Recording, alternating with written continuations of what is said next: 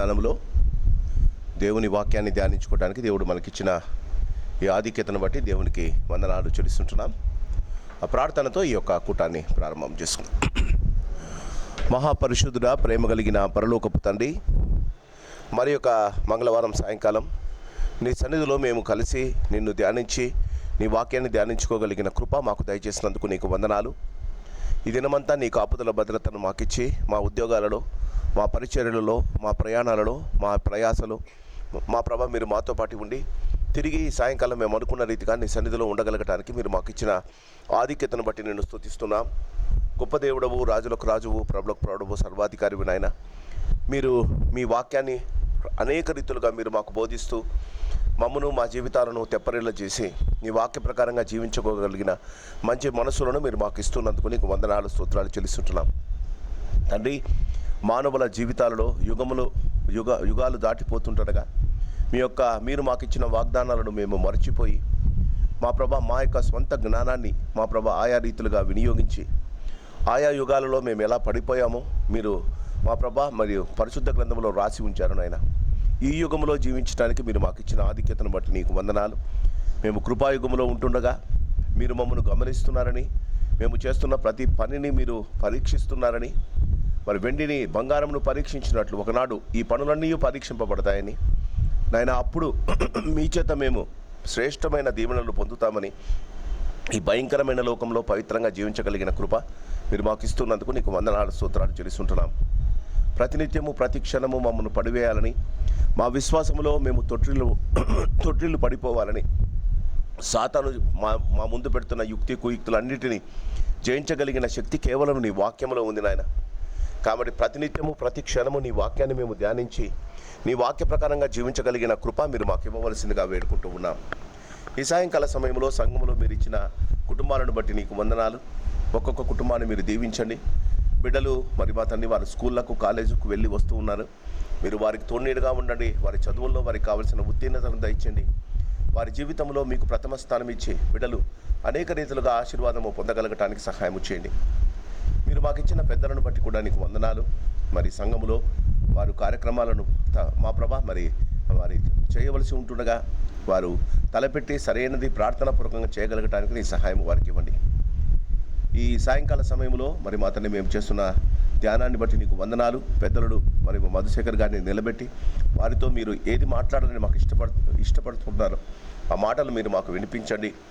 పెద్దలనైనా వారి జీవితాల్లో వారు చేస్తున్న సమర్పణమైన సేవలను బట్టి వారిని, వారి కుటుంబాలను దీవించి ఆశీర్వదించండి. 90వ కీర్తనలో మరి మా తండ్రి మరి మోషే భక్తుడు చెప్పినట్లు పరిచర్య ధర్మం తల్లిదండ్రులుగా మీరు మాకు ఇచ్చినప్పుడు ప్రభావం మా బిడ్డలకు మీరు ఇస్తారని ఆ యొక్క శ్రేష్టమైన వాగ్దానం మా పెద్దల కుటుంబాలలో మీరు జరిగించి మరి మా తండ్రి వారి బిడ్డలను వారి యొక్క కుటుంబాలను మీరు దీవించి ఆశీర్వదించమని, వచ్చిన వారిని బట్టి రాబోతున్న వారిని బట్టి సకాలంలో వారు వచ్చి ఈ వాక్యాన్ని సరైన రీతిగా ధ్యానించగలిగిన కృప ప్రతి వారికి దయచేయమని, ఈ సాయంకాలపు దీవెనలు ఆశీర్వాదాలు మాకు మెండుగా దయచేయమని యేసు నామమున అడిగి వేడుకుంటున్నాం మా పరమ తండ్రి, ఆమేన్. ఈ సమయంలో మరి మధుశేఖర్ గారు వచ్చి కొద్దిపాటి ధ్యానాన్ని నడిపిస్తారు.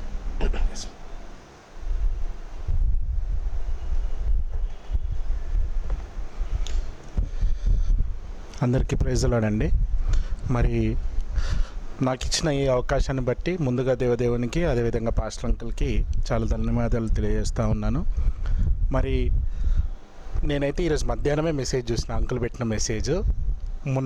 నిన్న చర్చ్లో అనౌన్స్మెంట్ చేయలేదు కాబట్టి ఎవరు లేరు అనుకున్నా. అంకులే బైబిల్ స్టడీ చెప్తానన్నారు అని, బైబిల్ స్టడీ పూర్తిగా తీసుకుంటారేమో అని అనుకున్నా.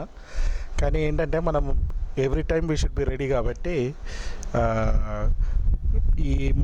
ఒక గత 10 రోజుల నుంచి దేవుడు నాకు అదేమంటారు కీర్తనలు 23 నుంచి మాట్లాడుతూ ఉండే అనమాట. సో దాని గురించి కొన్ని విషయాలు చెప్తాను. దానికంటే ముందుగా చిన్నగా నా సాక్ష్యం చెప్తాను. కొద్దిగా నవ్వు రావచ్చు కానీ ఇది what ever happened in my life is all true అనమాట. 9th 10th క్లాస్ వరకు కూడా మా ఇంట్లో, నేను 9th 10th క్లాస్ వరకు కూడా మా ఇంట్లో బైబిల్ అనేది కొద్దిగా తక్కువ, బైబిల్ లేదు. అయితే చిన్న కింగ్ జేమ్స్ చిన్న వర్షన్ కానీ ఓన్లీ న్యూ టెస్టమెంట్ ఉండేది. లేకపోతే బైబిల్ పెద్దది మమ్మీ దగ్గర ఉండేదన్నమాట. మమ్మీ ఒక్కటి చదివేది. సో దాని తర్వాత ఒకసారి ఎక్కడో ఫారినర్స్ వచ్చినప్పుడు వాళ్ళ ముందు ఒక పాట పాడితే నీకేం కావాలి మంచి పాట పాడినావని అంటే నాకు బైబిల్ చదువుకోవడానికి బైబిల్ లేదు అన్నప్పుడు నాకు ఇంగ్లీష్ బైబిల్ ఒకటి ఇచ్చిండు అనమాట ఆయన యాజ్ ఎ గిఫ్ట్. ఆ ఇంగ్లీష్ బైబిలే నేను చదవడం ప్రారంభించిన. That was the first Bible. అది ఇప్పుడు ఇట్లా అయిపోయి ఉంటుంది మొత్తం, చదివి మొత్తం ఇంత అంటే ఉబ్బిపోయి ఉంటుంది. సో అప్పటి వరకు కూడా నాకు తెలియదు పరిశుద్ధత అంటే. దాని తర్వాత రెగ్యులర్గా చర్చ్కి వెళ్ళడం, సండే అంటే చర్చ్లో ఉండాలి అనేది కొద్దిగా అలవాటు చేసుకున్న తర్వాత పరిశుద్ధత అనేది నాకు తెలియదు అనమాట. పరిశుద్ధత అంటే నేనేమనుకునేవాడిని అంటే దట్ ఈజ్ ఎక్స్టర్నల్, బయట ఉంటుందేమో అనుకొని బైబిల్ చదువుకునేటప్పుడు బాగా రిన్సబ్బు పెట్టి చేతులు కడుక్కుంటుండే అనమాట. దాని తర్వాత ఇది కూడా కాదు పరిశుద్ధత అంటే ఇంకొకటి ఏదన్నా ఉండొచ్చు. అప్పటివరకు నాకు వాక్యం తెలియదు. చెప్తే కూడా పాస్టర్ అంకుల్ చెప్తే కూడా జస్ట్ 10th అయిపోయి intermediate first year second year, నాకు అంత డెప్త్ లేదు. సో ఫస్ట్ నేను ఏంటంటే వాక్యం బాగా చదివినాను అనమాట. ఎంతగా అంటే 5 daysలో శామ్స్ కంప్లీట్ చేసేంత అంత చదివేవాడిని అనమాట నేను. సో ఆ విధంగా చదివిన తర్వాత నెక్స్ట్ ఇంకో థాట్ ఏంటంటే పరిశుద్ధత అంటే తెల్ల బట్టలు వేసుకొని ఉంటే వాళ్ళు పరిశుద్ధులు, ప్యాంట్ షర్ట్ తెల్లగా వేసుకొని ఉంటే వాళ్ళు పరిశుద్ధులు అనే థింకింగ్ ఉండేదన్నమాట. ఇట్లాంటి థింకింగ్ నుంచి, జీరో నాలెడ్జ్ నుంచి, ఇప్పుడు కూడా జీరో నాలెడ్జే నాకు నాలెడ్జ్ ఉందని అయితే నేను ఏం చెప్పను. జీరో నాలెడ్జ్ నుంచి అట్లీస్ట్ కొద్దిగా తెలుసుకోవడానికి దేవుడు నన్ను తీసుకొచ్చిన విధాన్ని బట్టి ఆ దేవదేవునికి ఎంతో వందనాలు చెల్లిస్తున్నాను. అన్నిటికంటే ముఖ్యంగా నేను రక్షింపబడ్డం గొప్ప విషయం. అన్య కుటుంబం నుంచి వచ్చి మా గ్రామంలో మా కుటుంబము రక్షణలోకి దేవుడు నడిపించడం అనేది ఒక గొప్ప అద్భుతం అని చెప్పాలి. ఎందుకంటే ఎప్పుడు మా చిన్నాన్న ఎప్పుడు మా వెంబడే ఉంటాడు. ఆయన ఎప్పుడు ఏదో ఒకటి అది చేస్తూ ఉంటాడు అనమాట. అటువంటి పరిస్థితుల్లో కూడా దేవుణ్ణి నేను బ్యాప్టిజం తీసుకుంటా అని మా డాడీకి చెప్పడానికి నాకు ఎంత భయమైందో నాకు తెలుసు. అసలు చెప్తే ఏమంటాడో, అసలు నువ్వు ఎందుకు తీసుకుంటావు అంటారో ఏంటిది అనేది చాలా ఇబ్బందికరమైన పరిస్థితుల నుంచి మరి దేవుడు తీసుకొచ్చి ఈరోజు సంఘంలో ఒక పనిముట్టుగా, ఒక అదేమంటారు ఉపయోగకరమైన ముట్టుగా దేవుడు నన్ను ఆడుకుంటున్న దాన్ని బట్టి దేవునికి వందనాలు చెల్లిస్తున్నాను. దాని తర్వాత ఇది అయిపోయిన తర్వాత 19 years నేను ఇంటర్మీడియట్ అయిపోయి degree first year second year ఉండే టైంకి నేను బ్యాప్టిజం తీసుకున్నాను. బ్యాప్టిజం తీసుకున్న కొద్ది రోజులకే దేవుడు పరిశుద్ధాత్మ అభిషేకం ఇచ్చిండనమాట. దాని తర్వాత అదేమంటారు విషయాలు బట్టి 2010-11లో యాక్చువల్గా దాని తర్వాత బాగా చాలా మంచిగా సండే స్కూల్ కానీ, చాలా మంచిగా యూత్ ఫెలోషిప్ కానీ దేవుడు నడిపించుకుంటకు నన్ను వాడుకున్నాడు. దాని తర్వాత 2010-11లో కొందరు వ్యక్తులను బట్టి, కొందరు మనుషులను బట్టి ఒక చిన్న ఇన్సిడెంట్ తోటి నేను అసలు పూర్తిగా వెనక్కి వెళ్ళిపోయినాను. వెనుకకు వెళ్ళిపోయి అసలు బైబిల్ చదవడం మానేసినాను. నేను ఇక్కడ నుంచి I got my self relocated to some other place. ఇంకెప్పుడు సంతోషంగా రాకూడదు అనే ఉద్దేశంతో ఇంకొక ప్లేస్కి వెళ్ళిపోయి అక్కడే ఉన్నానన్నమాట ఫ్యామిలీతో పాటు. నాకు తెలుసు ఎంత బాధపడ్డానో అసలు. సంఘం నుంచి దూరం అయినప్పుడు సంఘంలోని ఆ ఆప్యాయత, ఫ్యామిలీస్ మధ్యలో ఉండే ఆ క్లోజ్నెస్ అవన్నీ కోల్పోయినప్పుడు ఎంత బాధ అనేది నాకు తెలుసు. ఆ యొక్క ఫెలోషిప్ అనేది ఎట్లా ఉంటుంది అనేది నాకు తెలుసు. నేను అసలు ఆల్మోస్ట్ ఒక 4 to 5 years ఇటు వైపే చూడలేదు. వస్తే ఎప్పుడన్నా ఫెస్టివల్, లేకపోతే గుడ్ ఫ్రైడే, ఈస్టర్ ఇట్లాంటి ఫెస్టివల్, అప్పుడు కూడా వచ్చి మలక్పేట్ చర్చ్కి వెళ్తుండే. నేను ఇక్కడికి రాకపోతుండే, మలక్పేట్ చర్చ్కి వెళ్తుండే. రావడానికి కూడా కారణం ఏంటంటే ఆ ఇన్సిడెంట్ తర్వాత మమ్మీ డాడీ వాళ్ళు ఇద్దరు మాత్రమే వెళ్ళేవాళ్ళు అనమాట. వీళ్ళు సరైన వాళ్ళు కాదు కాబట్టి వీళ్ళ పిల్లలు వీళ్ళని వదిలిపెట్టేసిండ్రు అనే పుకార్లు లేపారు. ఇక చూడండి ఎట్లుంటుంది మన సంఘంలోని పరిస్థితులు. వాళ్ళ తల్లిదండ్రులు సరైన వాళ్ళు కారు కాబట్టి పిల్లలు కూడా వాళ్ళని వదిలిపెట్టేసిండ్రు అనే పుకారు లేపితే ఆ పుకారు కాదు అనే ఉద్దేశంతో నేను చర్చ్కి మళ్ళీ రావడం మొదలుపెట్టినాను. దానికి ఇంకో కారణం కూడా అంకుల్ మెసేజెస్, అంకుల్ ఒకసారి ఇంటికి వచ్చి చెప్పిన అనమాట, మీలాంటి వాళ్ళు రావాలమ్మా, మీరు రాకపోతే ఎట్లా, నెక్స్ట్ జనరేషన్ అంతా మీదే అంటే నేను అనుకునేవాడిని ఇప్పుడు జనరేషనే బాగాలేదు, నెక్స్ట్ జనరేషన్ ఏముంటుంది, చర్చ్ అంతా మొత్తం స్పాయిల్ చేసి పెట్టేసిండ్రు అని అనుకునేవాడిని అనమాట. సో ఆ విధంగా ఉన్నప్పుడు సడన్గా ఆఫీస్లోని పరిస్థితులన్నీ కూడా నాకు వ్యతిరేకంగా అయిపోయినాయి. నేను నార్కన్లో పనిచేస్తున్నప్పుడు ఆఫీస్లోని పరిస్థితులన్నీ కూడా నాకు వ్యతిరేకంగా, ఎంత వ్యతిరేకంగా అంటే నేను మొన్న గుడ్ ఫ్రైడే రోజు కూడా చెప్పినాను, వాళ్ళంతా కూడా కూర్చొని ఒక పంచాయతీలాగా పెట్టేసి నన్ను ఎక్కడో ట్రాన్స్ఫర్ చేయాలని, నన్ను ఏదో చేయాలని చాలా చూసిండ్రు. మరి దేవుడు నాతో ఉన్నాడు కాబట్టి వాళ్ళు ఏమీ చేయలేకపోయారు. ఎంతమంది ఉన్నా అంతమందికి నేను జవాబు చెప్పే ధైర్యం ఇచ్చిండు, అంతమందికి ముందర నేను నిలబడి మాట్లాడడానికి ఆ ధైర్యం ఇచ్చిండు. చాలా బాధ అనిపించింది. అరే, సంఘంలో పనిచేస్తే సంఘంలో బయటికి వెళ్ళగొట్టినరే, ఆఫీస్లో నేను శ్రద్ధగా పనిచేస్తే ఆఫీస్లో ఇట్లా అంటున్నారే అని దేవునికి మొరబెట్టుకున్నప్పుడు 2012-13 అనుకుంటా, 2012-13 తర్వాత మొరపెట్టుకున్నప్పుడు ఆయన ఒక విషయం చెప్పేసి ఆ విషయం పైన ఏంటంటే యూనివర్సిటీలో అసిస్టెంట్ ప్రొఫెసర్ గురించి నువ్వు ప్రేయర్ చేసుకో అనేది నాకు ఆ తలంపు ఇచ్చిండు అనమాట. సంధ్య ఇద్దరం ఎలిజిబుల్. తనేమో గోల్డ్ మెడలిస్ట్, తనకు వస్తుందని నేను అనుకున్నాను. నాకు మాత్రం ఏంటంటే కాంపిటీషన్ ఎక్కువ ఉంటుంది, నాకు రాదని నేను నా గురించి నేను ప్రేయర్ చేసుకున్నాను. నాకు రాదేమో అని నేను నా గురించి ప్రేయర్ చేసుకున్నాను అనమాట.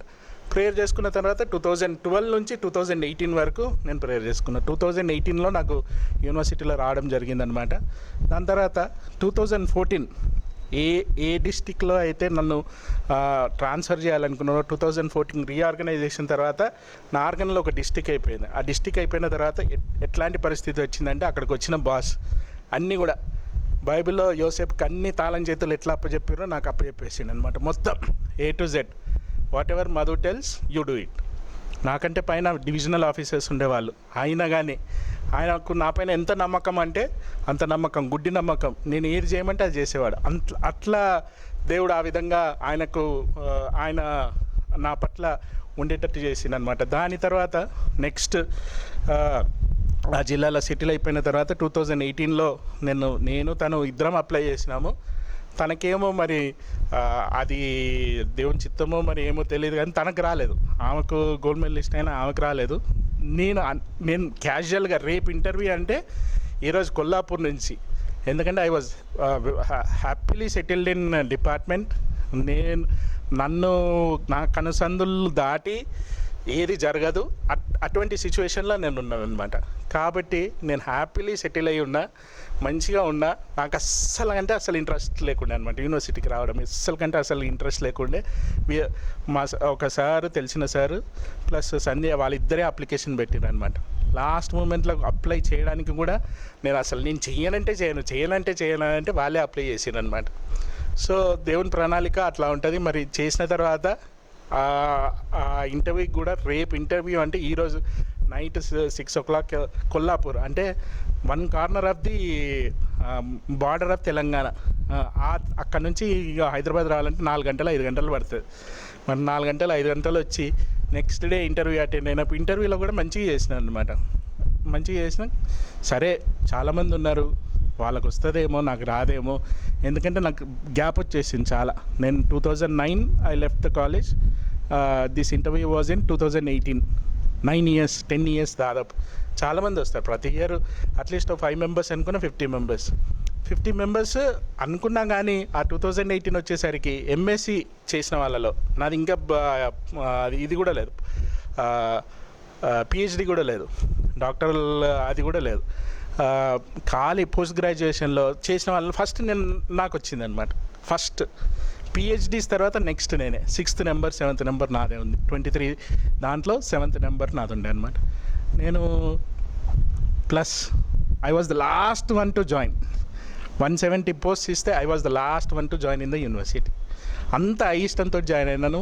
కానీ దేవుడు అక్కడ కూడా, ఈవెన్ నల్గొండ నార్కన్లో ఉన్నప్పుడు ఎట్లా ఉండే పరిస్థితి, ఖమ్మం పోయినాక కూడా సేమ్ అక్కడే ఆ బాస్ కూడా అంతే. కొద్ది రోజులు నన్ను అబ్జర్వ్ చేసిండు, ఒక 2 months 3 months నాకు ఏం వర్క్ ఇవ్వలే. ఊరికి పోయి అక్కడ కూర్చొని రావడం, ఏం వర్క్ ఇవ్వలే, పక్కకు పెట్టిండు అంతే. సీనియరు, ఏజ్ ఉంది ఈయనకెందుకు అని నాకంటే చిన్న వాళ్ళకి ఇవ్వడం జరిగింది అనమాట.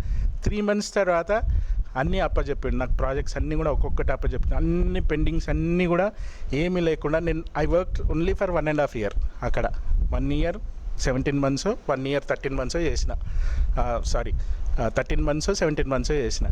కానీ ఇప్పటికి కూడా అక్కడ నన్ను గుర్తు చేసుకుంటారు. అంతగా నేను హార్డ్ వర్క్ చేసినాను అనమాట. అదన్నిటికీ కూడా దేవుని కృపనే, ఎక్కడ కూడా నాది ఏమీ లేదు. మరి దేవుడు నన్ను ఇప్పుడు యూనివర్సిటీలో కూడా మంచి ఈ పొజిషన్లో నిలబెట్టిండు. అదంతా కూడా దేవునికి ధన్యత. ఎక్కడ ఏదున్నా, ఎప్పుడన్నా ఇబ్బంది ఏర్పడ్డా, ఏది ఉన్నా నేను అంతా కూడా దేవునికి చెప్పుకునేవాడిని. ఎందుకంటే ప్రతి చోట బాగా అంటే బాగా దెబ్బతిన్నాను నేను, అందరిని నమ్మి. కానీ ఒక్కటే నేను నేర్చుకున్నాను అనమాట, ఏంటంటే దేవుని నమ్మాలి, దేవుని దగ్గర ఉండాలి. I believe only one thing, ఏంటంటే if the first hour belongs to God, every hour every second belongs to you. నిద్ర లేవగానే మొదటి గంట దేవుడికి ఇచ్చేస్తే మిగతా ఆ రోజు మొత్తం కూడా నీదే. ప్రతిరోజు ప్రతి వారము చాలా అంటే చాలా చెప్పాలంటే చాలా ఉన్నాయి, అసలు నా సాక్ష్యాలు చాలా ఉంటాయి. కానీ అన్నిటా దేవుడే, నాకు మొత్తం కూడా దేవుడే. మరి దేవుడు ఆ విధంగా నన్ను కాపాడి దీవించి ఆశీర్వదించినందుకు వందనాలు. అన్నిటికంటే ముఖ్యంగా ఏంటంటే అసలు ఈరోజు గుర్తు చేసుకుంటున్నా అంటే సడన్గా అనిపించింది అనమాట. నాకు మరి ఇది చెప్పాలో వద్దో నాకు తెలియదు. నాకేంటంటే బ్యాప్టిజం తీసుకున్న తర్వాత ఒక 1 month, ఒక 4 months తర్వాత ప్రవచన వరం ఉండే. నేను అప్పుడున్న పాస్టర్కి ప్రవచనం చేసినాను అనమాట. ఈ చర్చ్ ఉంది కదా, ఈ చర్చ్ కూడా కన్స్ట్రక్షన్ చేయబడుతుంది, కానీ చూడ్డానికి మీరు ఉండరు అని. ఆయన ఎట్లా తీసుకున్నాడో నాకు తెలియదు. తర్వాత ఏంటంటే సౌలుకి దయ్యం పట్టింది. ఎప్పుడు నేను యూత్ ఫెలోషిప్లో కూర్చున్నా అదే మెసేజ్ ఉండేదన్నమాట. సౌలుకి దయ్యం పట్టింది, కొందరు దయ్యం బట్టి ప్రవచనాలు చేస్తున్నారు అని ఆ విధంగా చేసిండు. ఎంత నన్ను చిన్నప్పటి నుంచి చూసిండు ఆయన, 7th class నుంచి చూసిండు. He knows me in and out, అన్నీ తెలుసు. కానీ నాకు దయ్యం పట్టించిండు అనమాట.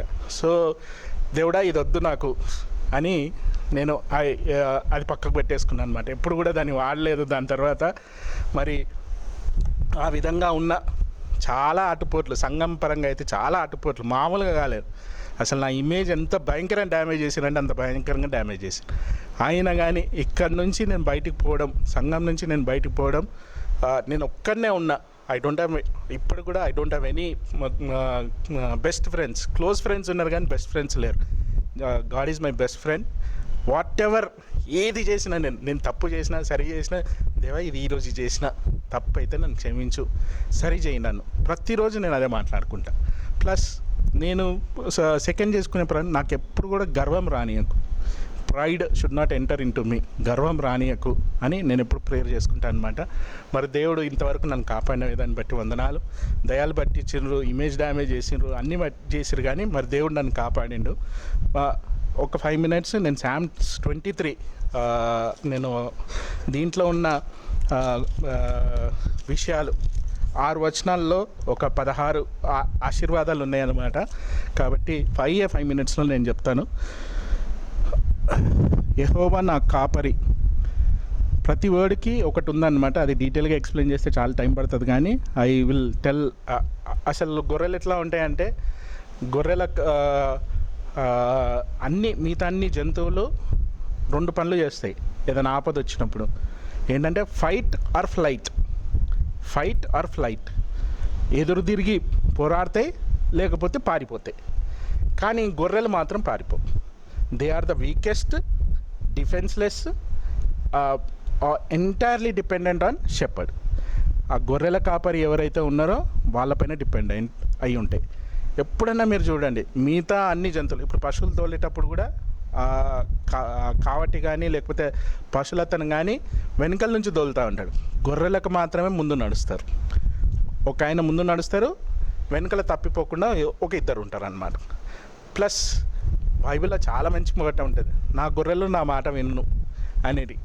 ఈ గొర్రెలకు ఆ గొర్రెల కాపరి ఒక ప్రత్యేకంగా ఆ గొర్రెలకు ఆయనకు కోడ్ ఉంటుంది. ఏదో ఒక సౌండ్ పెట్టి పిలిచిన ఆయన గొర్రెలు ఆయన దగ్గరికి వచ్చేస్తాయి.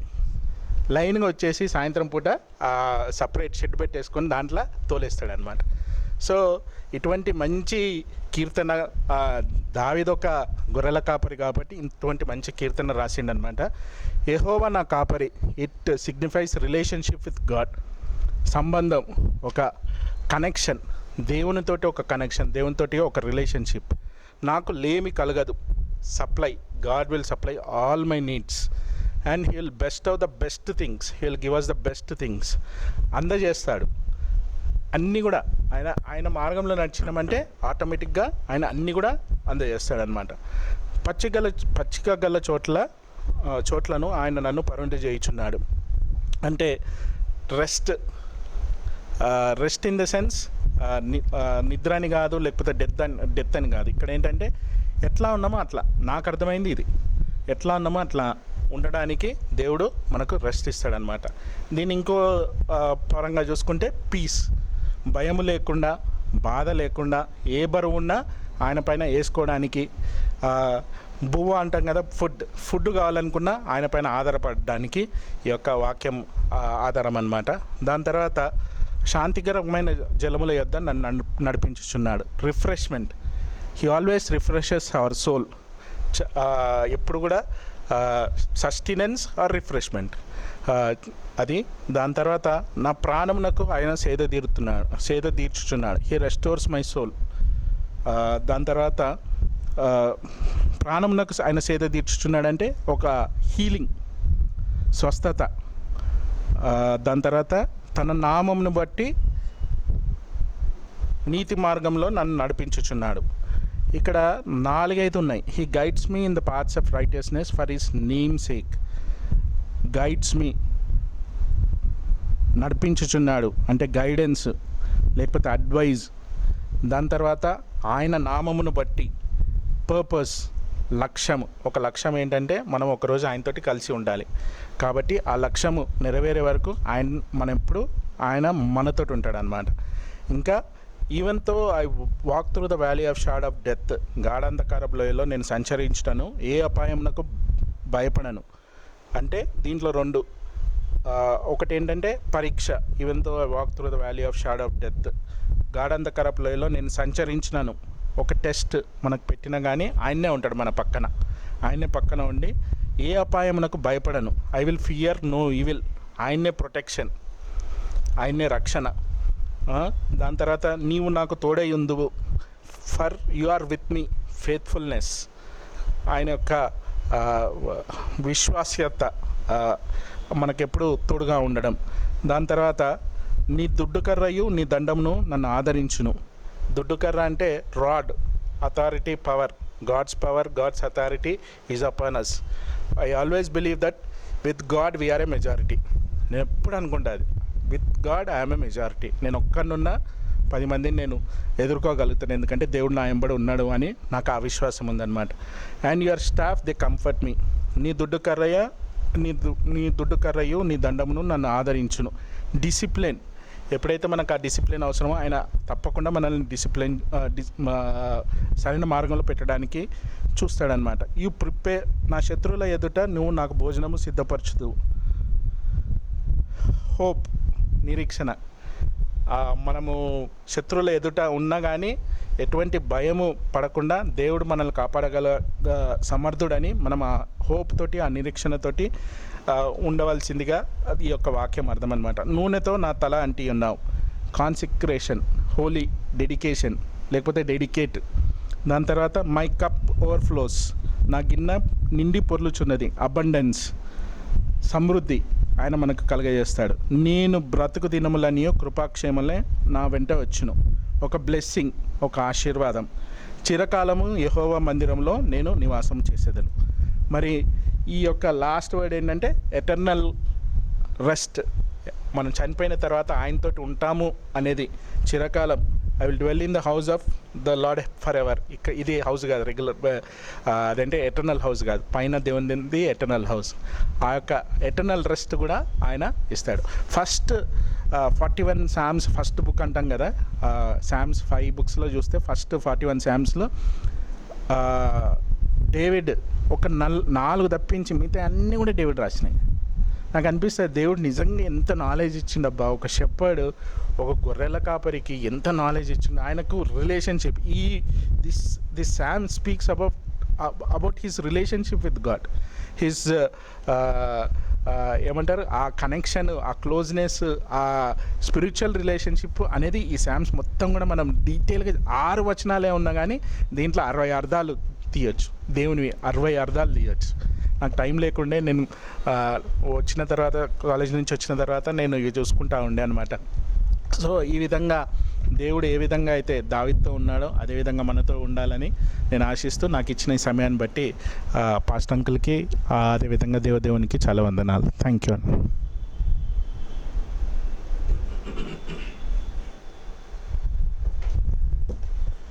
ఈ సాయంకాలం దేవుని యొక్క శ్రేష్టమైన మాటలను మరి దేవుని మన సంఘంలో మరి యూజువలీ ఎవ్రీబడి ఫీల్స్ దట్ మనము చెప్పే వాక్యము అంటే మనము ప్రిపేర్ కాకపోతే దేవుని వాక్యము చెప్పలేమేమో అని అనుకుంటారు. When you are with God అంటే ప్రతినిత్యము దేవుని వాక్యాన్ని మనం ఉదయకాలం సాయంకాలం చదువుతూ ఉంటే దేవుడు తప్పకుండా మన నోటిలో ఆయన వాక్యం పెడతాడు. మరి శ్రేష్టమైన డివోషన్ నడిపించిన మధుశేఖర్ గారికి మరి ఇంకా దేవుని వాక్యం చేత నింపబడి అనేకులకు మేలుకరంగా తన కుటుంబం ఉండాలని కోరుకుంటాను. This is the intention.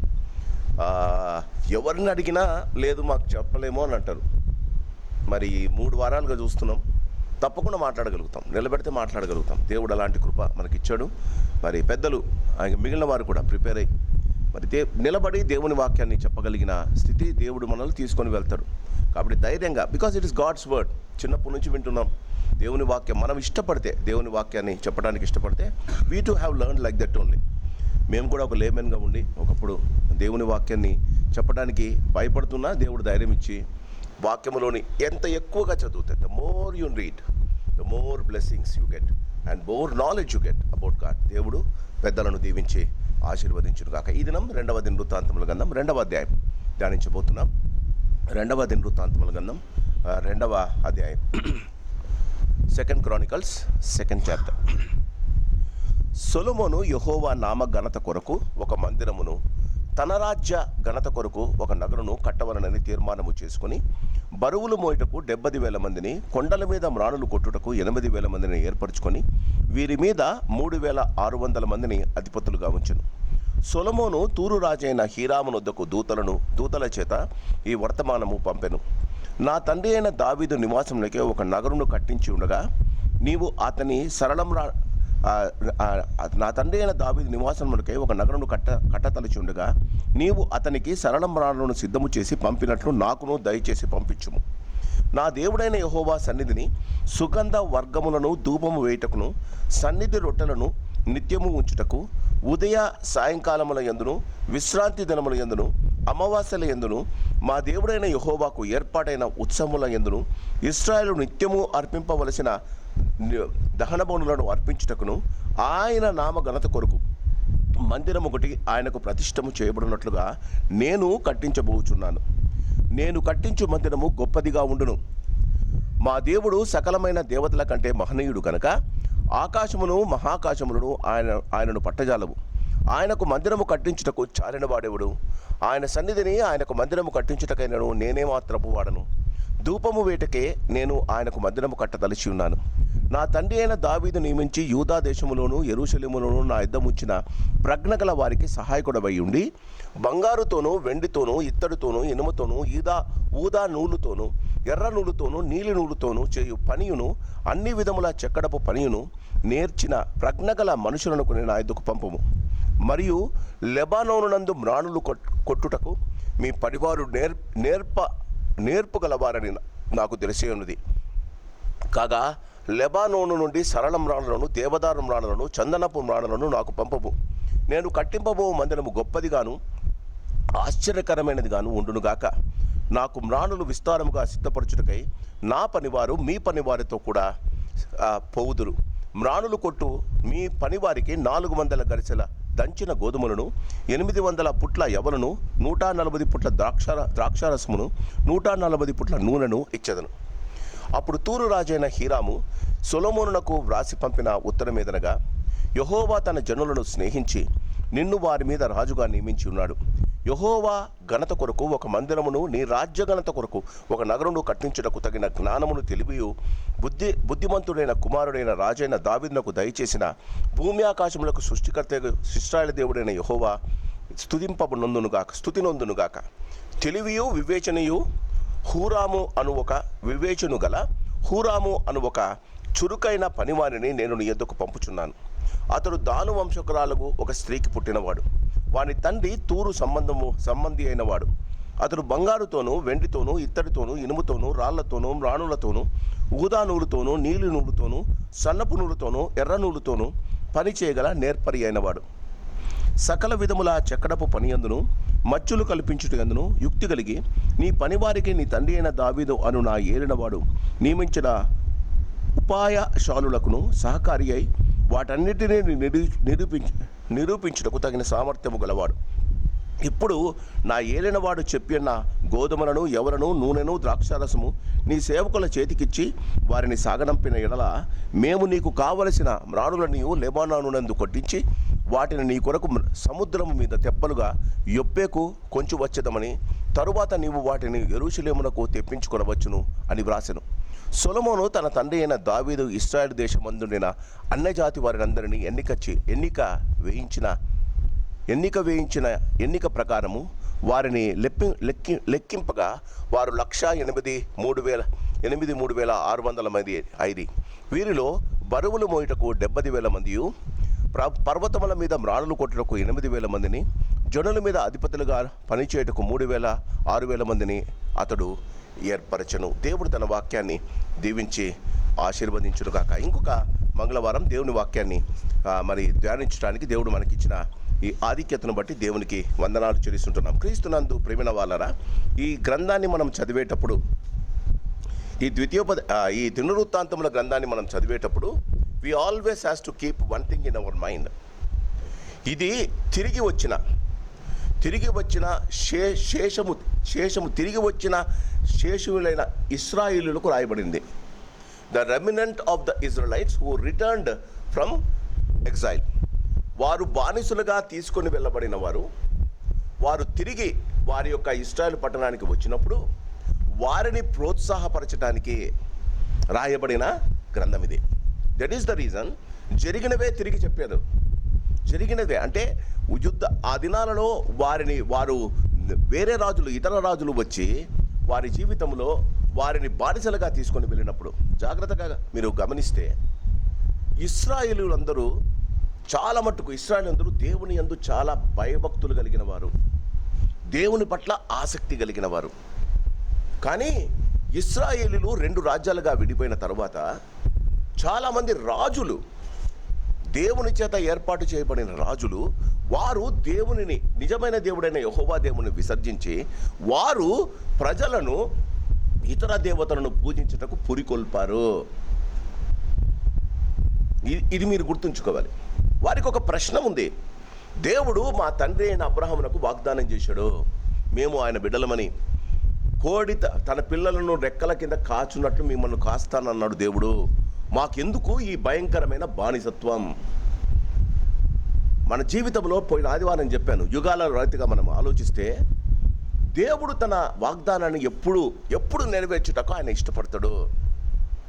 కానీ మానవుడు, వాడు రాజైనా బానిస అయినా, మానవుడు దేవుడు ఇచ్చిన వాగ్దానములో ఆయన చెప్పిన రీతిగా ఆ వాగ్దానాన్ని నెరవేర్చగలిగితే, ఫర్ ఎగ్జాంపుల్ 10 ఆజ్ఞల్లో ఒక ఆజ్ఞ, నీవు నివసించు నీ దేశములో నీవు దీర్ఘాయుష్మంతుడు ఒకనట్లు నీ తండ్రిని నీ తల్లిని సన్మానించు. ఎవడైతే తల్లిదండ్రులను సన్మానిస్తాడో, సన్మానం అంటే ప్రతిరోజు వాళ్ళని కూర్చోబెట్టి వాళ్లకు శాలువ కప్పడం కాదు, వారు సంతోషించున్నట్లు నీవు జీవించడం, వారికి మంచి పేరు తెచ్చినట్లు నీవు మసులుకోవడం, నీ జీవితంలో వారు నిన్ను గూర్చి భంగ పెట్టుకోకుండా జీవించడం. ఈ 3 విషయాలు గుర్తుపెట్టుకోండి.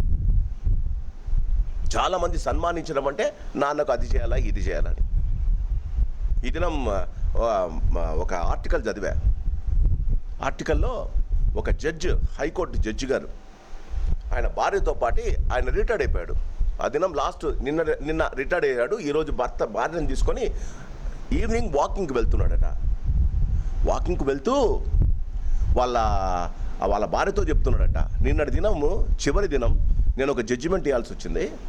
ఆ జడ్జిమెంట్ ఇచ్చాను, కానీ ఆ నాకు ఇన్ని సంవత్సరాలుగా చేసిన ఇచ్చిన జడ్జిమెంట్ల కన్నా నిన్న జడ్జిమెంట్ నాకు చాలా సంతోషాన్ని ఇచ్చింది. భార్య అంటుందంట, ఏంటో చెప్పరా, ఒక రిటైర్డ్ ఐఏఎస్ ఆఫీసరు తన కొడుకు డాక్టర్గా చదువుతున్న తన కొడుకు మీద కేసు వేశాడట. నా కొడుకు నాకు ప్రతి నెల నేను బతకడానికి కావలసిన సహాయం చేయడం లేదు, డబ్బు పంపడం లేదు. ఆ కొడుకు ఒక పెద్ద లాయర్ని పెట్టుకున్నాడట. లాయర్ని పెట్టుకొని ఆ కొడుకు ఆ కోర్టులో ఆ లాయర్తో చెప్తాడట, ఏమని? ఆ డాక్టర్ కొడుకు తరపున మాట్లాడుతున్న లాయర్ అంటాడంట, మా నాన్నకు వచ్చిన పెన్షన్ నాకు వచ్చిన జీతం కన్నా ఎక్కువే, మరి మా నాన్నకు నేనెందుకు సాయం చేయాలి? అప్పుడు జడ్జ్ అక్కడ ఈయన కూడా లాయర్ని పెట్టుకున్నాడు. ఆయనను పిలిచి బోర్డులోకి పిలిచి, సార్ మీరు రండి, నిలబడండి అన్నాడట. ఆయన అన్నాడంట, నేను నా కొడుకును పెంచి పోషించింది ఆయన నాకున్నాడన్న ధైర్యం రావాలని, డబ్బు కోసం కాదు. నాకు నెలకు ఒక 100 రూపాయలు, నెలకు 100 రూపాయలు ఆయన తన బిజీ షెడ్యూల్లో తను జీవిస్తున్న జీవితంలో నెలకు 100 రూపాయలు తీసుకొని వచ్చి నా భార్యకు నాకు ఇచ్చి వెళ్ళటానికి రమ్మనండి నెలకు ఒకసారి. ఆయన అన్నాడంట, 100 రూపాయలతో ఏం చేసుకుంటావు జడ్జి? ఆ 100 రూపాయలు ఇవ్వడానికన్నా మీరు ఆజ్ఞ ఇస్తే వచ్చి నన్ను వాళ్ళ అమ్మను ఒకసారి చూసుకొని వెళ్తాడు. ఇది సన్మానించడం. మన తల్లిదండ్రులు మన నుంచి ఏం కోరడు. మన జీవితాల్లో మనము గమనించాలి, parents doesn't need our money, they need hour presence. మనము చదువుకుంటున్నప్పుడు, మనం కాలేజీలో ఉన్నప్పుడు, మన స్కూళ్ళలో ఉన్నప్పుడు మన తల్లిదండ్రులు మనతో పాటు ఉండటానికి ఒక 5 నిమిషాలు, మనం కాలేజీల్లో స్కూళ్ళలో ఉన్నప్పుడు తండ్రి వచ్చి పికప్ చేసుకుంటూ రాకపోతే నువ్వు ఎంత టెన్షన్ పడ్డావు?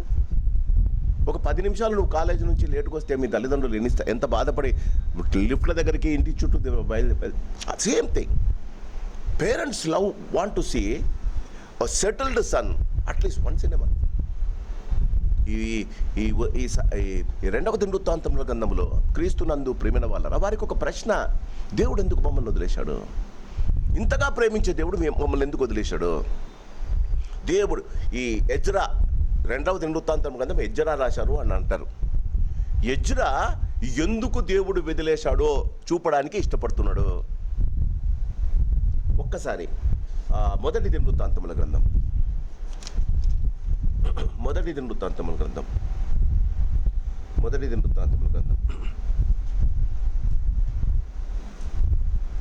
29వ అధ్యాయం, మొదటి దినవృత్తాంతముల గ్రంథం 29వ అధ్యాయం మొదటి వచనం. తరువాత రాజైన దావీదు సర్వ సమాజంతో ఇలాగు సెలవిచ్చును, దేవుడు కోరుకునే నా కుమారుడైన సొలొమోను ఇంకా లేత ప్రాయము గల బాలుడై ఉన్నాడు.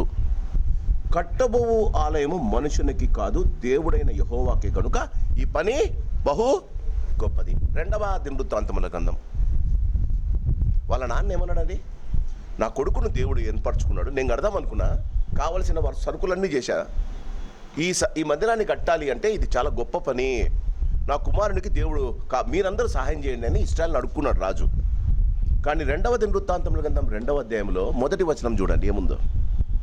సొలొమోను యెహోవా నామ ఘనత కొరకును ఒక మందిరమును, నెక్స్ట్ వాళ్ళ నాన్న ఈ మాట చెప్పాడండి. వాళ్ళ నాన్న ఈ మాట చెప్పాడు ఆయనతో. మొదట మందిరం కట్టమన్నాడు. క్రీస్తునందు ప్రేమైన వాళ్ళరా, వాక్యం చాలా జాగ్రత్తగా గమనిస్తే తను మందిరము కట్టించేది కూడా తన ఘనత కొరకు, తన రాజ్య ఘనత కొరకు. ఆ దినాలలో మీరు బాగా గమనించాలి, ఎందుకు ఇంత కష్టపడి డబ్బును బంగారాన్ని ఈ మందిరానికి పెట్టాడు సొలొమోను.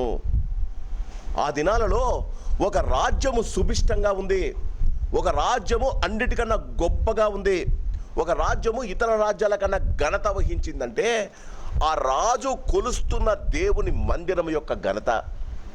Did you get it? ఒక్కొక్కరు ఒక రాజులు, బబులోను యొక్క దేవతలను, అశూరు దేవతలను, వాళ్ళకు ఒక గుళ్ళు కట్టారు. ఇక్కడ నిజమైన దేవుడు, సజీవుడైన దేవునికి మందిరం ఎలా కట్టాలా? నిన్ననే ఒక కామెంటరీ కొనుక్కున్నా. నేను నిన్న వెళ్తే ఒక కామెంటరీ, చాలా బాగుంది అది కామెంటరీ. డిక్సన్ బైబుల్ కామెంటరీ అని ఉంది. అందులో అంటాడు, Solomon want to get the first prize for his Kingdom because of the church he built, temple he built.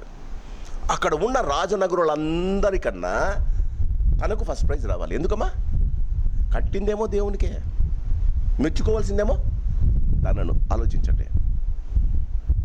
ఇక్కడ ఆయన 2వ అధ్యాయంలో మొదటి లైను ఎజ్రా వాళ్ళకి చెప్తున్నాడు. ఎవరికండి? ప్రశ్నించే ఇశ్రాయేలులకు. దేవుడు ఎందుకు మమ్మల్ని వదిలేశాడు? దేవుడు నిన్ను ఎప్పుడు వదులుతాడో తెలుసా? దేవునితో పాటి దేవుని పేరులా నీ పేరును హెచ్చించుకోవడానికి నువ్వు ఇష్టపడితే, ఆయన నామమును వ్యర్థముగా ఉచ్చరింపకూడదు. మీరే చూడండి, యెహోవా నామ, అదే ఒకటే లైన్లో ఉంది. యెహోవా నామ ఘనత కొరకును తన రాజ్య ఘనత కొరకు ఒక మందిరం కట్టించుకుంటాడు. అంటే తనకు ఒక మందిరం, దేవునికి ఒక మందిరం. ఈ తూరు హీరామునకు చెక్కలు పంపమన్నాడు. గంధకం చెక్కలు, మళ్ళీ లెబానోను చెక్కలు, బెస్ట్. ఆ చెక్కలంట తుప్పు పట్టవట, ఆ చెక్కలు పుచ్చిపోవట, చెదలు పట్టవట. లెబానోనుకు అక్కడ లెబానోను అక్కడ ఉన్న అడవుల్లో ఉన్న చెట్లకు ఒక రకమైన వాసన ఉంటుందంట. ఆ వాసన ఎంత స్ట్రాంగ్ అంటే చెదలు పట్టదంట చెక్కకు. అలాంటి చెక్కలు దేవుని మందిరం కోసం తెప్పించుకొని తనేం చేశాడండి? తను కూడా ఇల్లు కట్టించుకున్నాడు. Some people want to make church, నన్ను క్షమించండి, చర్చిలోనే ఉంటారు. చర్చి వల్ల వాళ్ళ ఇల్లు కూడా బాగుపడాలనుకుంటారు. జాగ్రత్తగా ఉండాలి మనం. నా మాటలు కావండి, దేవుని మాటలు. మన జీవితాలలో దేవుని మందిరం అంటే దేవుని మందిరం. దావీదు ఏం చేశాడండి? ఒక ఇల్లు కట్టించుకున్నాడంట. ఆడ మందిరం అని లేదు. నేను ఒక మంచి నిరవంజి నేను చెక్కలతో కట్టిన ఇంట్లో నేను ఉంటున్నా. దేవుని మందసం అయితే గుడారాల్లో ఉందని బాధపడ్డాడండి.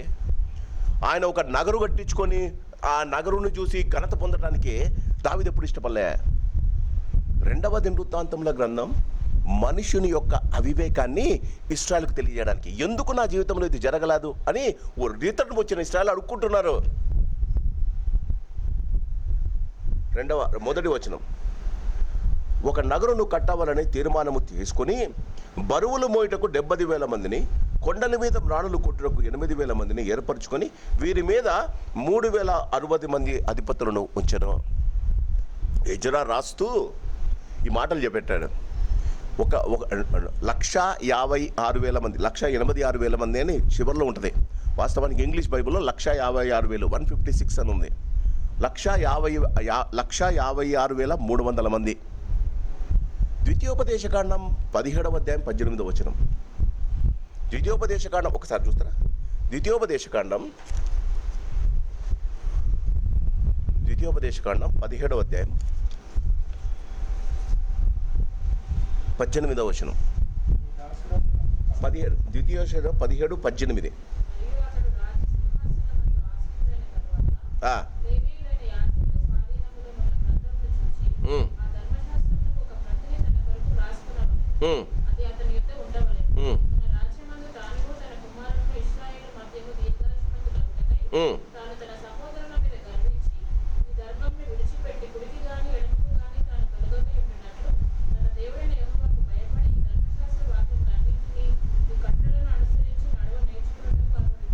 17:18. ఏందమ్మా ఇది? ఆలోచిస్తున్నారా? ద్వితీయోపదేశకాండం 17:18లో ఇంకా రాజు కాలే. ఇది మోషే చెప్తున్న మాట. రాజు అయిన వెంటనే ఫస్ట్ పని ఏంటో తెలుసా? ఆయన శాస్త్రుల దగ్గర దేవుని యొక్క గ్రంథాలు ఉన్నాయి. అప్పటికి వాళ్ళ దగ్గర పెంటెట్యూస్ అంటే 5 కాండాలు ఉన్నాయి. ఈ 5 కాండాలు ఆయన ఒక ప్రతిని రాసుకోవాలి, అంటే ఒక బైబిల్ రాసుకోవాలి. ఆ బైబిల్ తన పక్కన పెట్టుకోవాలి. ఆ బైబిల్ తన పక్కన పెట్టుకొని దాన్ని రెగ్యులర్గా చదవాలి. నేను అంటాను, ఆయన చదివాడు కానీ మొదటి అధ్యాయంలోనే మనం గమనించినాం. ఇదే 17వ అధ్యాయము నేను మొన్న పోయినసారి చూపించిన విస్తారముగా 16వ వచనం 17-16 ద్వితీయోపదేశకాండం 17-16 అతడు గుర్రములను విస్తారముగా సంపాదించుకొనవలదు. సంపాదించుకున్నాడా? ఫస్ట్ గుర్రాలనే. ఐగుప్తులకు పంపించి గుర్రాలను కొనకూడదు, రథాలను కొనకూడదు. మొదటి అధ్యాయంలోనే ఇశ్రాయేలుకు చెప్తున్నాడు. వాక్యమేమో రాయించుకున్నాడు వాక్య ప్రకారంగా. అందుకే మీరు పోయినారు. జీవితంలో నీవున్న పరిస్థితికి నిన్నటి దినం నువ్వు చేసిన పనికి లింక్ ఉంటుంది. గుర్తుంచుకో. What you are today is just because what you did yesterday and day before yesterday. మేము మంచోళ్ళము, మేము మొదట ధర్మశాస్త్రం రాయించుకున్నాడని నేను అనుకుంటున్నా, లేకపోతే వాళ్ళ డాడీ కాపీ తీసుకున్నాడో నాకు తెలీదు. రెండవది, రాయించుకున్న దాంట్లో ఏది చేయకూడదో చేయడానికి ఇష్టపడుతున్నాడు. రెండవది, దేవుని ఘనత తన ఘనతను ఈక్వల్ చేసుకుంటున్నాడు. ఇంకొకటి, ఇప్పుడు చూడండి 2వ వచనములో కొండల మీద రాణులు కొట్టుటకు 8,000 మందిని ఏర్పరచుకొని వీరి మీద 3,600 మందిని అధిపతులుగా ఉంచెను. ఇదే అధ్యాయం 2వ అధ్యాయం 17వ వచనం. సొలొమోను తన తండ్రి అయిన దావీదు ఇశ్రాయేలు దేశమందుండిన అన్యజాతి వారిని అందరినీ ఎన్నిక ప్రకారము ఇశ్రాయేలుకు ఇంకొక కమాండ్మెంట్ ఉంది. ఇశ్రాయేలులో వట్టి పనికి కట్టెలు నరుకు కానీ, మట్టి చేయడం కానీ, మట్టి పిసకడం కానీ ఇశ్రాయేలును వాడుకోకూడదు, అన్ని జాతి వారిని వాడుకోవాలి. 2వ అధ్యాయంలో 2వ వచనంలో అంటాడు 156,000 మందిని వాడుకున్నాడు, అధిపతులుగా చేసుకున్నాడు అని. దాన్ని రెక్టిఫై చేస్తున్నాడు. ఏమని? ఈ 17వ వచనంలో ఎజ్రా రాస్తున్నాడు, అన్ని జాతి వారిని సెలెక్ట్ చేసుకున్నాడు. అయ్యా మీరు మళ్ళీ మమ్మల్ని చేసుకున్నారయ్యా, ఎందుకు చేసుకున్నావయ్యా? దేవుని వాక్యంలో ఉందే కానీ వీళ్ళు మాట్లాడతారు కదా. He setting it right there. నేను సొలొమోను చదివాడు అని ఎందుకంటానంటే, ఈ వాక్యంలో 2వ అధ్యాయానికి 10వ అధ్యాయానికి భేదం ఉంది. ఏంది? అన్ని జాతి వారిని సెలెక్ట్ చేసుకున్నామని క్లారిఫికేషన్ ఇస్తున్నాడు. క్రీస్తునందు ప్రేమైన వాళ్ళరా బాగా గమనించండి. రెండవది, దేవుని మందిరము కట్టడానికి అన్యజాతి వారిని ఉపయోగించకూడదు.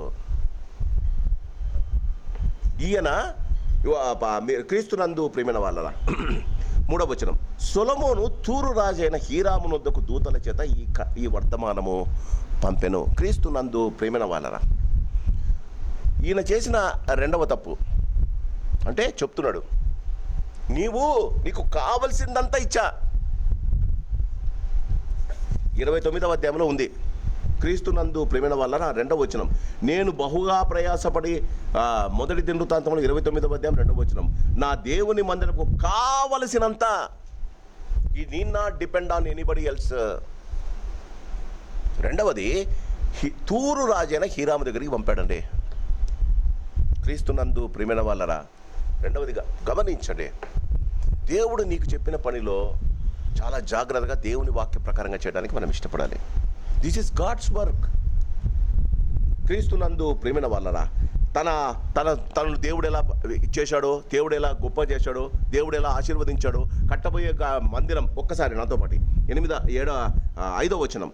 నేను కట్టించు మందిరము గొప్పదిగా నుండును.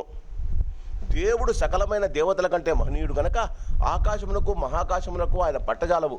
ఆయనకు మందిరము కట్టించుటకు చాలినవాడెవడు? ఆయన సన్నిధిని ఆయన మందిరమును కట్టించుటకైనను నేనేమాత్రము వాడను. ధూపము వేటికై నేను ఆయనకు మందిరము కట్ట దలచి ఉన్నాను. కొంచెం దావీదు మాదిరే కనిపిస్తున్నాడు కదా. నేనేమాత్రము అనను. క్రీస్తునందు ప్రేమైన వాళ్ళరా, హీరాము రాజు, హీరాము దేశం అంట ఫెనికే దేశం. ఫెనికే అనే ఆ దేశం ఆ రోజుల్లో ఉండేది. దానికి ముఖ్య పట్టణం, క్యాపిటల్. ఇప్పుడు దానిని లెబనాన్ దేశం అని అంటారు. ప్రస్తుతానికి అది లెబనాన్. క్రీస్తునందు ప్రేమైన వాళ్ళరా, ప్రత్యక్షపు గుడారాన్ని తను ఒప్పుకుంటున్నాడు. ప్రత్యక్షపు గుడారం, మోషే వేసిన ప్రత్యక్షపు గుడారం మాదిరే కట్టించాలి అని చెప్పి దేవుడు దావీదుకు సెలవిచ్చాడు. దేవుని మందసాన్ని కట్టడానికి ఇష్టపడుతున్నాడు, కానీ దేవుని కన్నా ఎక్కువ తన ఘనత కొరకు ఆలోచిస్తున్నాడు.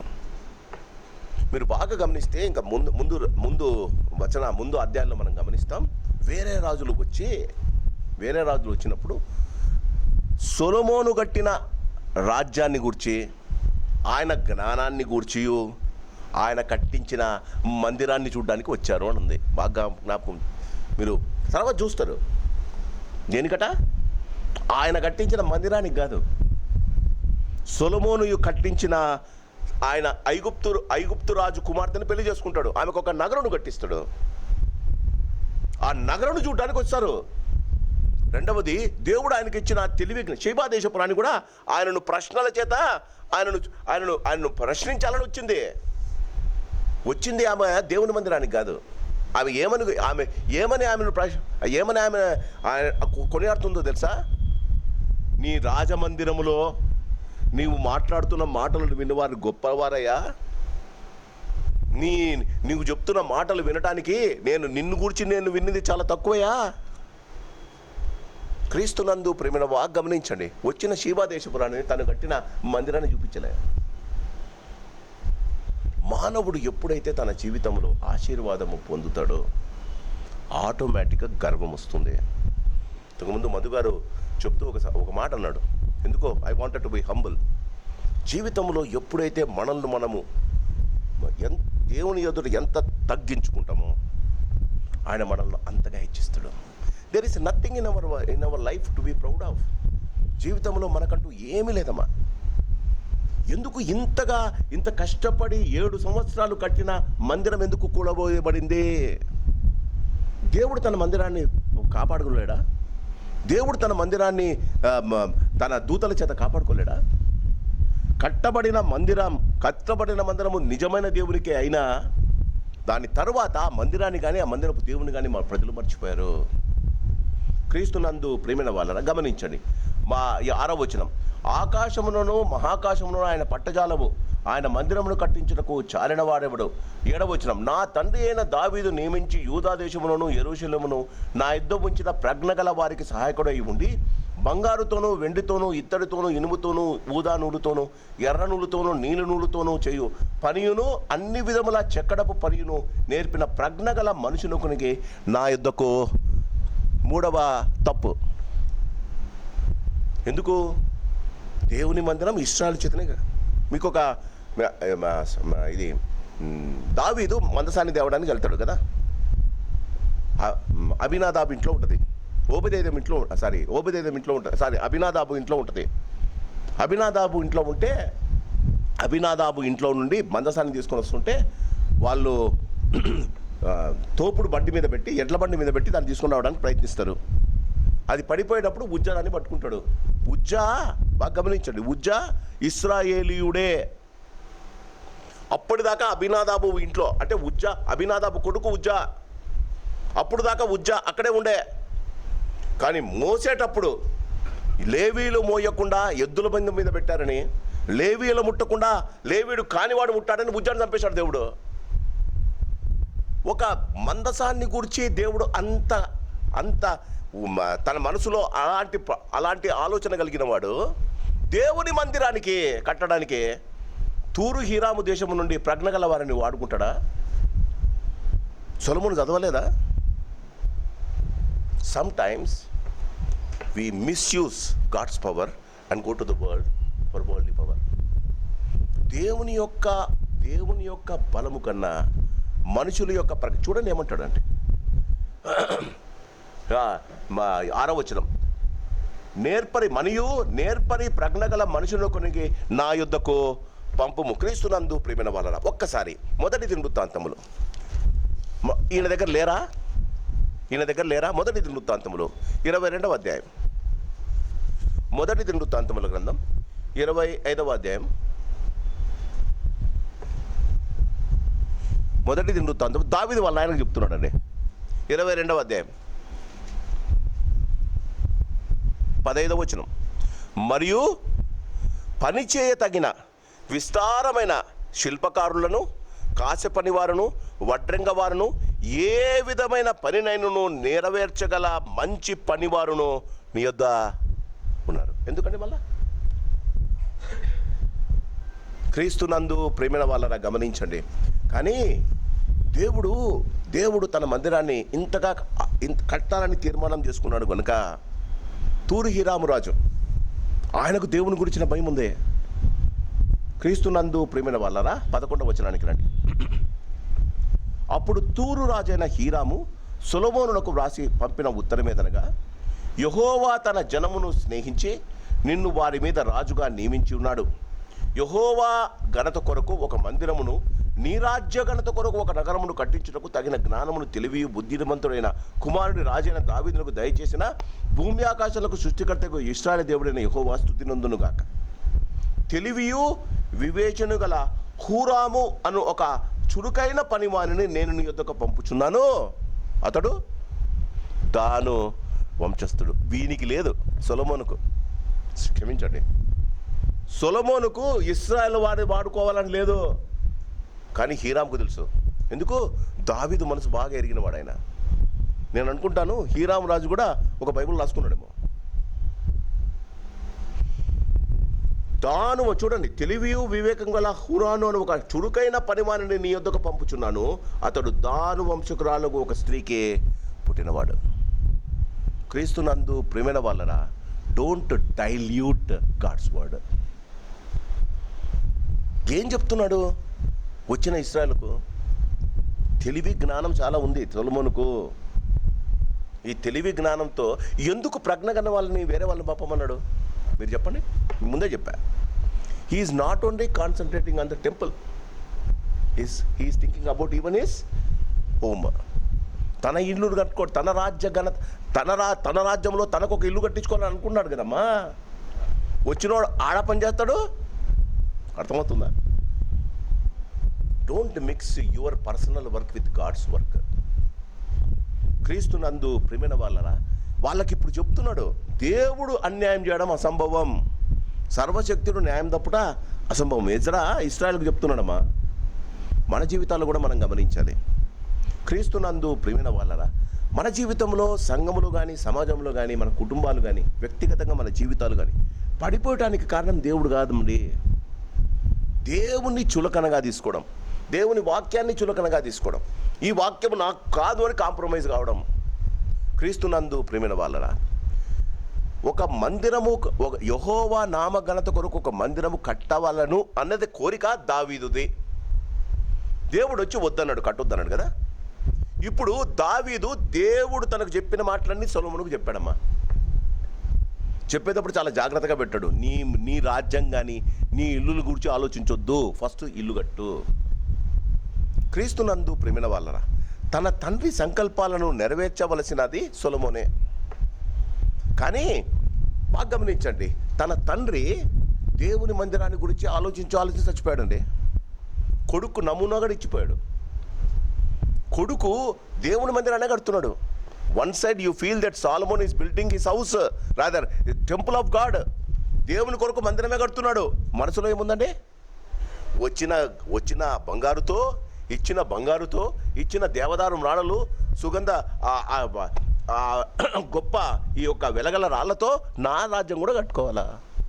వచ్చిన వాళ్ళు దేవుని మందిరమే కాదు, నా ఇల్లును కూడా చూడాలి. క్రీస్తునందు ప్రియమైన వాళ్ళరా, ఏ తల్లిదండ్రి తన కుమారులకు దేవుని మందిరాన్ని గురించి ఇంట్రడ్యూస్ చేస్తారు? ఇంకోసారి చెప్తున్నా, ఏ తల్లిదండ్రి తన కుమారులకు దేవుని మందిరాన్ని గురించి చెప్తారు, ఓపెన్గా చెప్తారు. ఓపెన్గా వారిని కష్టపడన్నా తిట్టన్నా వారి గుడిలో ఉండటానికి పుడికొల్పి తీసుకొని వస్తారు. వారి జీవితంలో క్రీస్తునందు ప్రియమైన వాళ్ళరా, కొడుకులు ఒక్కనాడైనా అలాంటి కొడుకులను కూతురును దేవుడు పట్టుకుంటాడు, వాడబడతారు. ఏ తల్లిదండ్రి కుమారులకు కుమార్తెలకు దేవుని మందిరాన్ని గురించి మాట్లాడారో,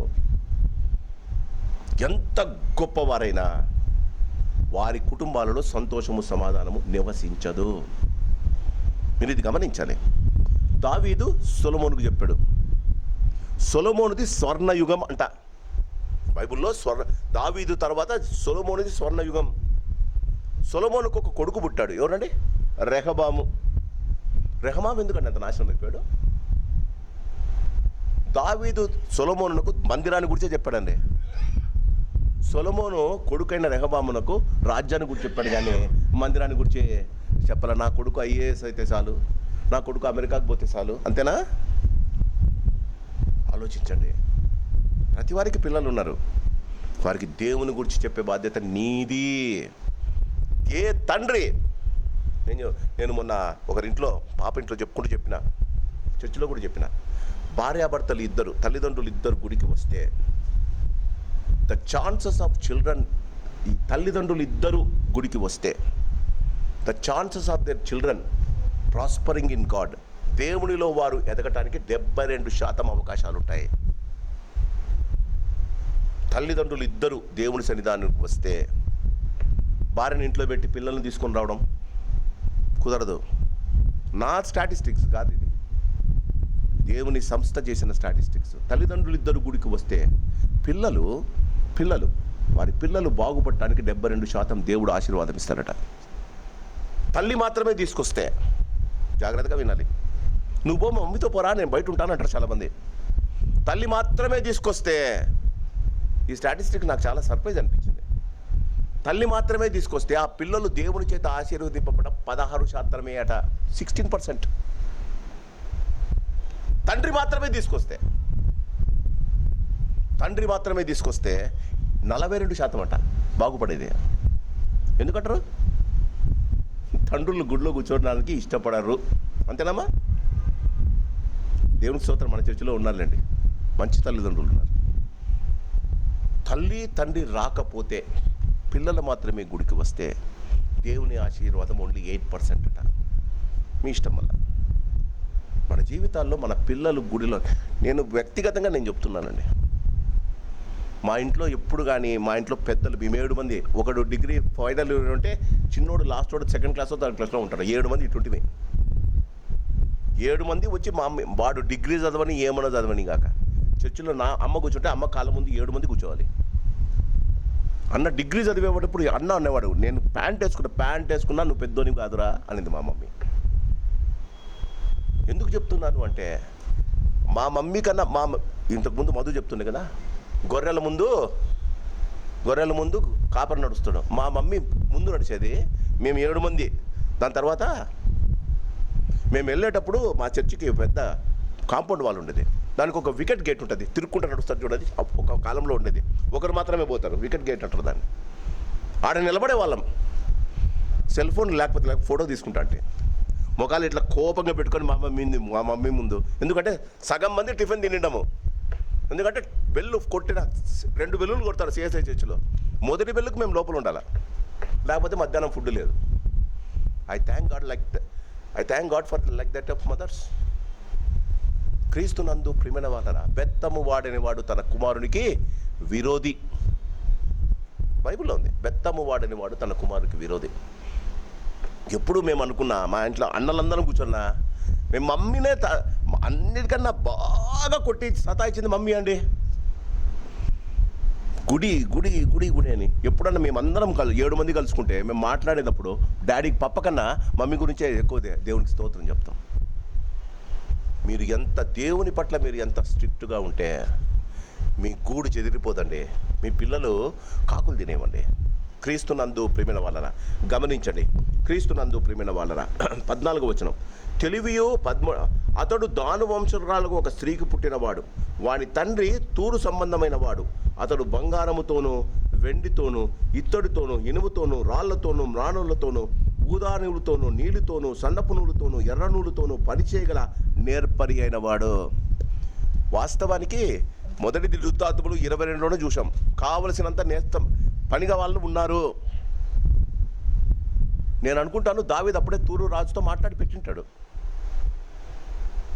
ఇట్లా దేవుని పనికి ఇశ్రాయేలునే కావాలి, వేరే వాళ్ళు కాకూడదు. ఒకవేళ నేను అడిగినా నా కొడుకు అడిగినా ఇశ్రాయేలు వాడినే పంపించు. క్రీస్తునందు ప్రియమైన వాళ్ళరా, కొన్నిసార్లు హైందవులు వచ్చి కొన్ని ప్రశ్నలు వేస్తారు. అలాంటి ప్రశ్నలు క్రైస్తవులకు ఎందుకు రాదో నాకు అర్థం కాదు.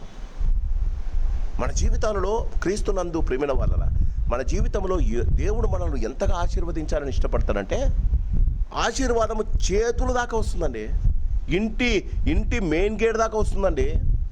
అప్పుడు మనం దేవునికి అవిధేయత చూపుతాం. కృపాక్షేమములు మన ఇంటి దాకా వస్తాయి.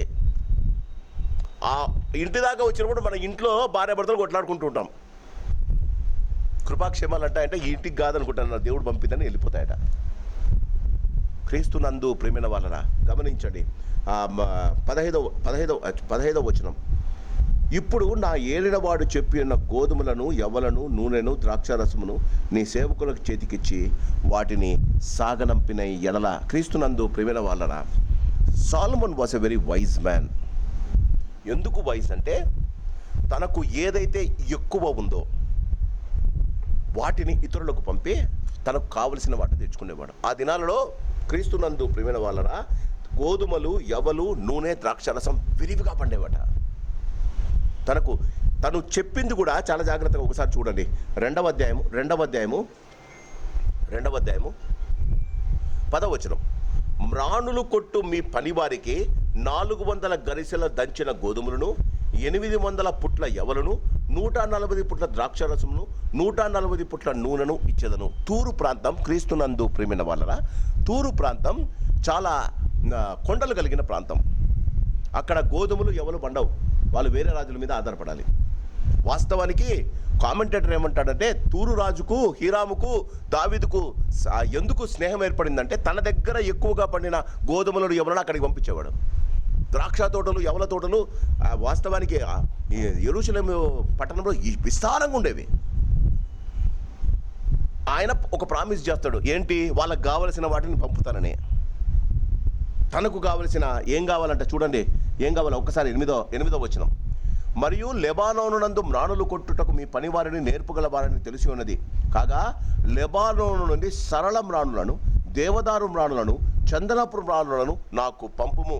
నేను కట్టింపబో మందిరము గొప్పదిగాను ఆశ్చర్యకరమైనదిగాను ఉండును కనుక నాకు మ్రాణులు విస్తారముగా సిద్ధపరచుటకై నా పనివారు మీ పనివారితో కూడా పోవుదురు. క్రీస్తునందు ప్రేమైన వాళ్ళరా, ఎప్పుడైనా జీవితంలో గమనించాలి, దేవుని ఆశీర్వాదం పొందేవారు వారి దగ్గర దేవుడిచ్చిన ఆశీర్వాదాలు పంచుకోవడానికి ఇష్టపడాలి. సొలొమోను వాస్తవానికి తూరు రాజు అయిన హీరాము సామంతరాజు. కావాలంటే దబాయిచి తెప్పించుకోవచ్చు, యుద్ధం ప్రకటించే దాన్ని తెచ్చుకోవచ్చు.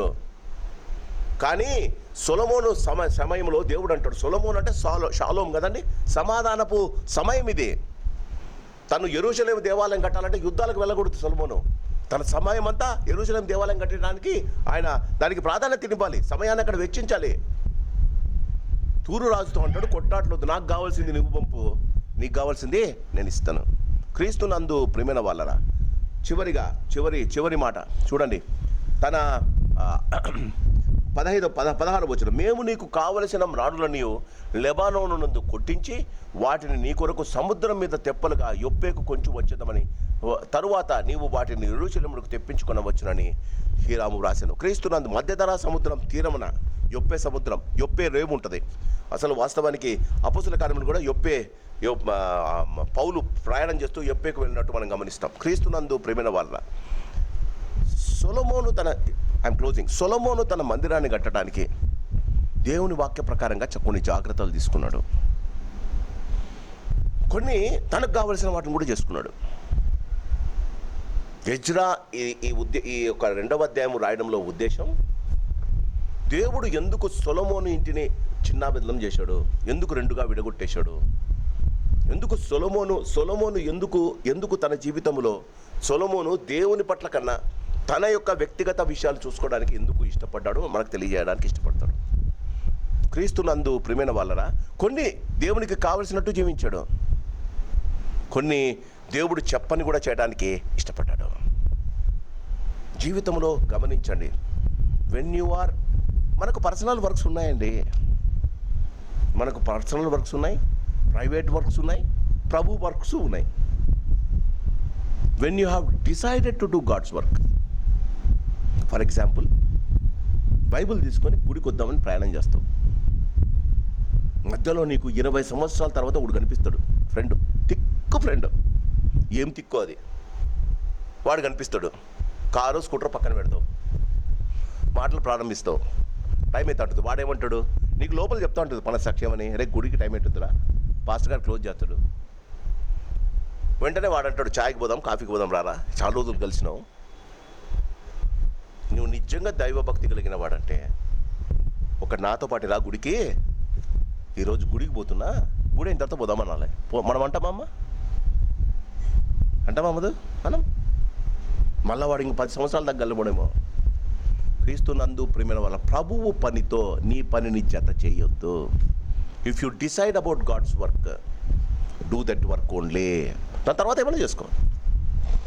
చాలామంది ఈ చిన్న చిన్న విషయాల్లో మనం పొరపడుతున్నామండి. వాస్తవానికి కావలసినంత నగరు కట్టించుకోవడానికి దేవుడు సొలొమోనుకు జ్ఞానం ఇచ్చాడు. మొదట మందిరం కట్టాలి, దాని తర్వాత తన రాజనగరును కట్టుకోవాలి. జీవితంలో నిన్ను స్థిరపరచడానికి దేవునికి గుడికి రావడంలో మనము ఇంకొక తప్పు చేస్తున్నాం. గుడికి వచ్చినప్పుడు దేవునికి ఘనతగా మన జీవితాలు ఉన్నాయో లేదో చూసుకోవాలి. తర్వాత మన అవసరతను గురించి ఆలోచించాలి. మనం గుడికి వచ్చినప్పుడు దేవుని గణపరుస్తూ మన అవసరతలు. అందుకే యేసు ప్రభు మన వీక్నెస్ చూసి ప్రభు ప్రార్థనలు చెప్పేశాడు.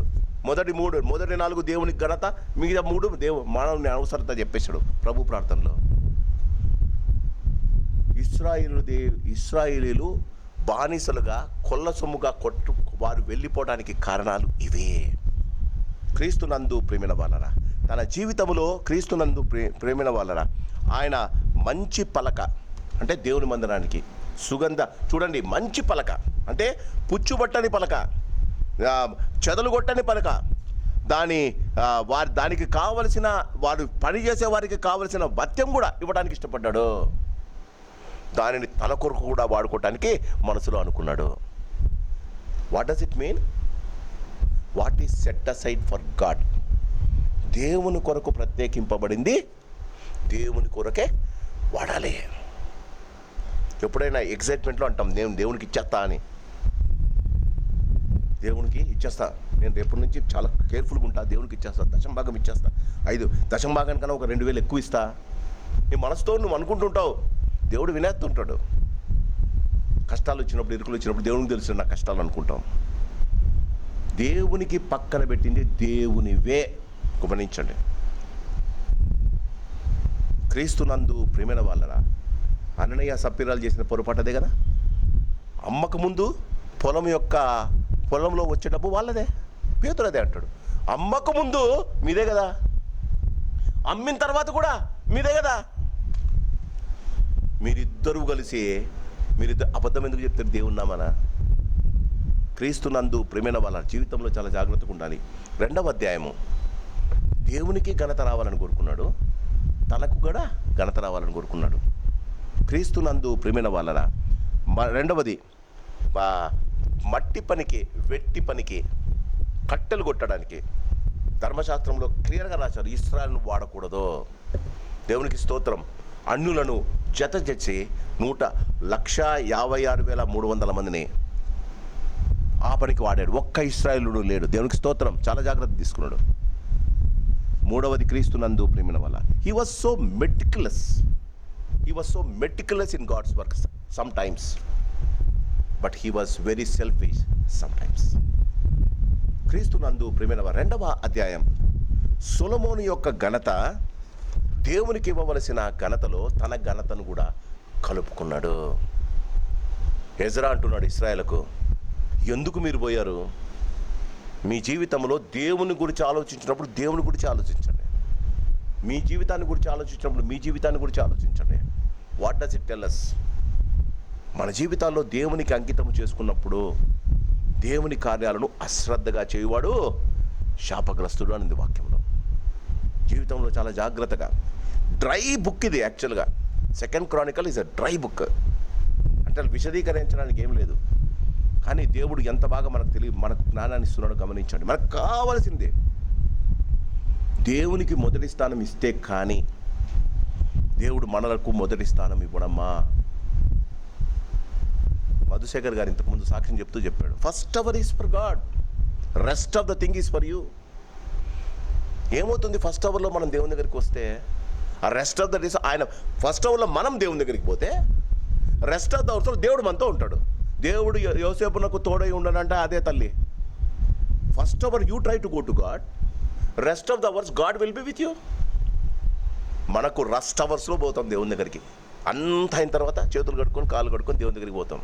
అందుకే రెస్ట్ ఆఫ్ ద లైఫ్ మన దేవుడు మనలో ఉండడు. జీవితాల్లో గమనించండి, సొలొమోను జ్ఞానవంతుడే, తెలివిమంతుడే, లక్షల కొలది బలులు ఇచ్చిన వాడే. కానీ ఎందుకు చెడిపోయాడు? తర్వాత అధ్యాయంలో చూస్తాం. అంత ఘనతగా కట్టిన మందిరాన్ని వదిలేశాడు. ఎందుకు వదిలింటాడండి? ఎందుకు వదిలింటాడు? దేవుడు హృదయాన్ని చూసి సొలొమోనును మొదట దేవుడు వదిలేశాడు, తరువాత సొలొమోను దేవుని వదిలాడు. గమనించాలి, మొదట దేవుడు నీకు దూరం అవుతాడు, స్లోగా నువ్వు దూరం అయిపోతావు దేవునికి. మనలో ఉన్న అవిధేయత, అహంకారం, గర్వం దేవుడు దూరం చేసేస్తాడు, దేవుని దూరం చేస్తుంది. తర్వాత దేవుడు మనల్ని వదిలేస్తాడు. జాగ్రత్తగా ఉందాం. దేవుని పనులను జాగ్రత్తగా చేయాలి. ఆ పనుల ద్వారా దేవునికి ఘనత రావాలి. దేవుని పనులకు దేవునికి మాత్రమే ఘనత రావాలి.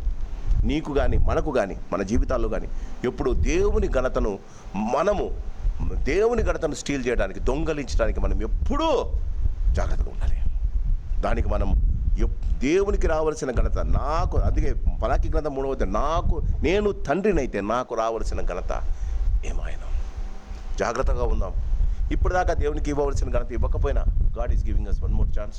దేవుడు మనలను, మన కుటుంబాలను, మన బిడ్డలను దీవించి ఆశీర్వదించును కాక. చిన్న ప్రార్థన చేసుకుందాం. పరిశుద్ధుడానికి వందనాలు. ఈ సాయంకాలం దినవృత్తాంతంలో 2వ అధ్యాయం సొలొమోను యొక్క జీవితం మా ముందు ఉంచున్నారు.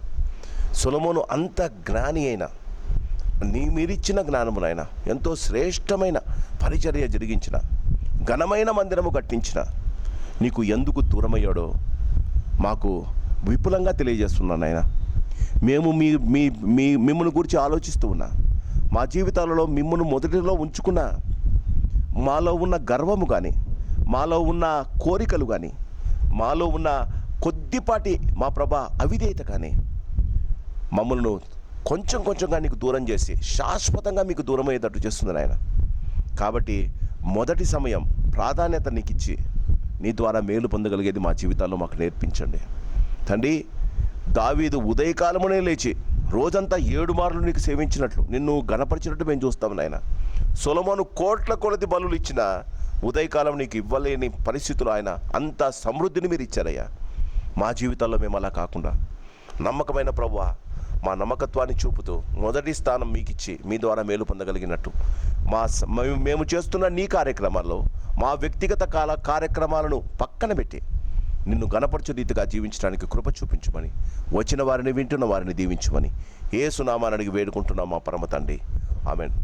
పరమ తండ్రి ప్రేమ, ప్రభు యేసు వారి కృప, పరిశుద్ధాత్మ దేవుని అన్యోన్య సహవాసం ఇక్కడ చేరిన మనకును వింటున్న వారికి ఆయన కృపా కాపుదల భద్రత ఇప్పుడు ఎల్లప్పుడు సదాకాలము తోడై ఉండును గాక.